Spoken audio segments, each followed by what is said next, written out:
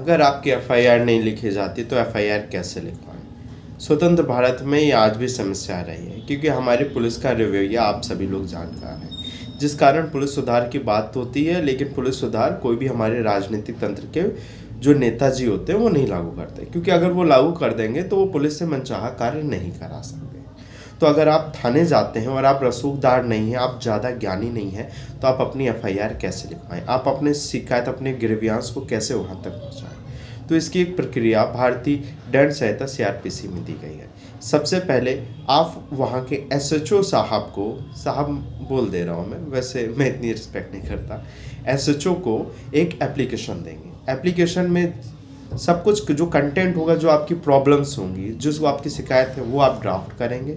और हमेशा एक याद रखिए, कोई भी एफआईआर लिखवाने से पहले किसी वकील से कंसल्ट जरूर कीजिए। कारण क्यों, मैं आपको बताता हूँ।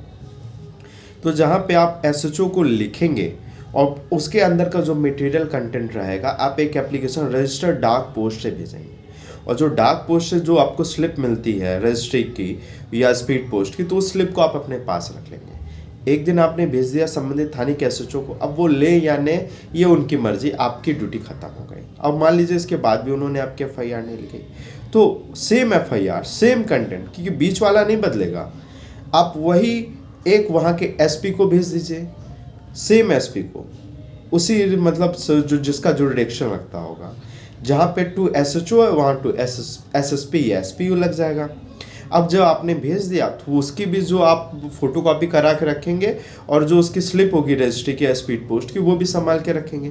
अब मान लीजिए एसपी साहब ने भी कोई कार्य नहीं किया, आपकी ग्रीवियांस को नहीं सुना, तो आप क्या करेंगे, आप वहाँ के 156(3) का इस्तेमाल करते हुए आप न्यायालय जाएंगे। और न्यायालय में आप अपनी वही शिकायत जो आपने भेजी है, ध्यान रखिएगा ये तीनों शिकायत सेम होनी चाहिए। ये नहीं आपने एसएचओ को कुछ शिकायत भेज दी, एसपी को कुछ और भेज दी और न्यायालय में जाके कुछ और बोलना। सेम शिकायत जो अलग अलग लोगों को भेजी गई है, वो सेम शिकायत की फोटोकॉपी लगाएंगे आप। और जो आपने रजिस्ट्री जिस डेट पे की थी ऑन डेट, तो उस डेट की रजिस्ट्री की स्लिप जो होती है आप वो लगाएंगे कि हमने बाकायदा रजिस्टर्ड डाक पोस्ट से इनको भेजा और उन्होंने काम नहीं किया। और 156(3) पे इलाहाबाद हाईकोर्ट कहता है कि आपका एफिडेविट भी लगेगा कि हाँ आप सत्यापित करेंगे कि हमारे ये ग्रीवियांस हैं, ये ऐसे हैं, और आप उसको लेके सीधे चले जाएंगे न्यायालय में। और न्यायालय 156(3) पे अगर उस पर कॉजनेबल अपराध यानी कॉजनेबल ऑफेंस यानी संज्ञेय अपराध बनता है, तो वो उस पर एफआईआर दर्ज करेंगे। और हाँ, एफआईआर भी दर्ज कर सकते हैं और उसको कंप्लेंट केस भी ट्रीट कर सकते हैं। अब कंप्लेंट केस क्या है, ये तो हम किसी और वीडियोस में बात करें कि कंप्लेंट केस क्या है, लेकिन आमतौर पे जो लोग परिचित हैं एफआईआर से, वो आपकी एफआईआर दर्ज हो जाएगी। और अगर एफआईआर दर्ज नहीं होती, आपकी 156(3) खारिज हो जाती, तब आप क्या करेंगे, तब आप इलाहाबाद हाईकोर्ट का या संबंधित हाईकोर्ट से या वहाँ पे रिवीजन, उसी न्यायालय में रिवीजन भी डाल सकते हैं। और अगर आपकी शिकायत ज्वेन्युइन है और उसमें कॉजनेबल ऑफेंस मिलता है, तो आपकी एफआईआर 100% दर्ज की जाएगी।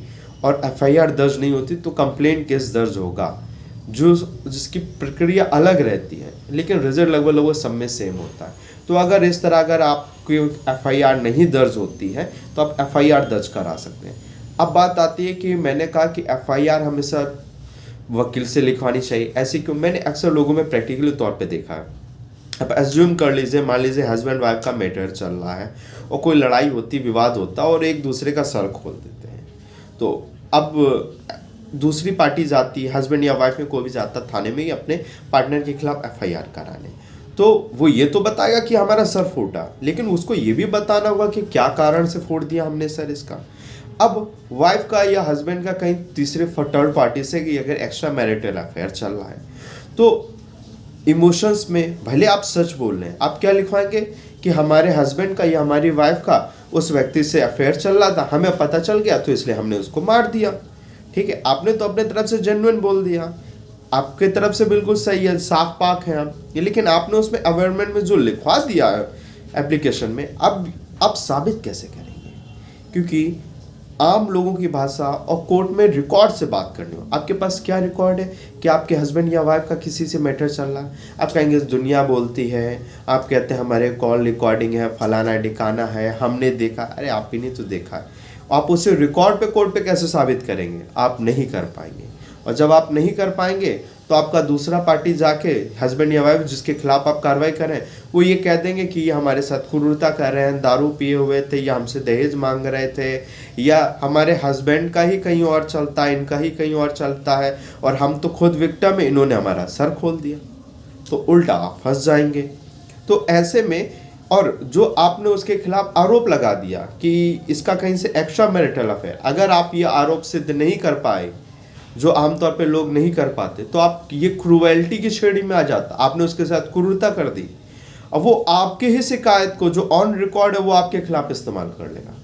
क्योंकि आमतौर पे कोर्ट के ये दांव पेच होते हैं जो आम लोगों को नहीं पता होते हैं। तो अगर आपके खिलाफ होता है या आपको कोई एफआईआर लिखवानी, कोई एप्लीकेशन, हमेशा किसी वकील से कंसल्ट कीजिए। आप आपस में कुछ ऐसा लिख देंगे जो आपकी गर्दन काट देगा बाद में, या आप कुछ ऐसे हल्की धाराएं लगा देंगे जिससे कि सामने वाला जाएगा, न्यायालय में खड़ा हुआ, खड़े होते उसको बेल मिल जाएगी।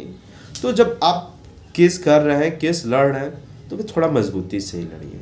तो अगर ऐसे एफआईआर नहीं लिखी जाती तो आप इस प्रक्रिया से भी एफआईआर लिखवा सकते हैं। और अगर आपको कोई समस्या है तो आप मुझसे कंसल्ट कर सकते हैं। मैं अजय कुमार कश्यप, इलाहाबाद हाईकोर्ट एडवोकेट। जय हिंद, जय भारत।